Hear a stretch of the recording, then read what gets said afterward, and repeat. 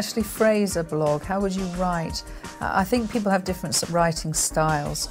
Again, remember, it's not about broadcasting. People don't want to be broadcasted at. I find the most enjoyable blogs are ones where I feel like they're talking to me, that they're sharing some useful information.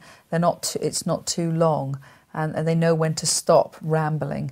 They know something that's as interesting, and they're saying it in a conversational style. So I would tend to sit down and write something almost as if I was having a conversation with someone. Broadcasting is something you shouldn't do. Just shouting the information out to people is very off-putting. If you're approaching blogging as a marketing campaign, be very careful that you're not looking like you're being too sort of aggressive in the style that you're marketing yourself inside a network.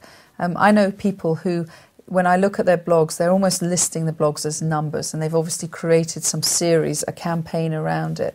That's not what being part of a community is about. Being part of a community is about seeing an opportunity to share some information. And actually, the more spontaneous you can look about it, the better. If you look too contrived, people can sometimes call it Google baiting. This is a new phrase where people think that you're just using the network as a way of being found on Google.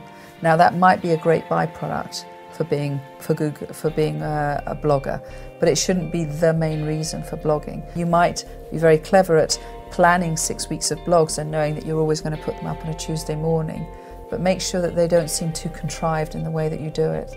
So don't list them as blog number 1, blog number 2, because if you do that, people are going to see through that, and some people will enjoy reading large articles.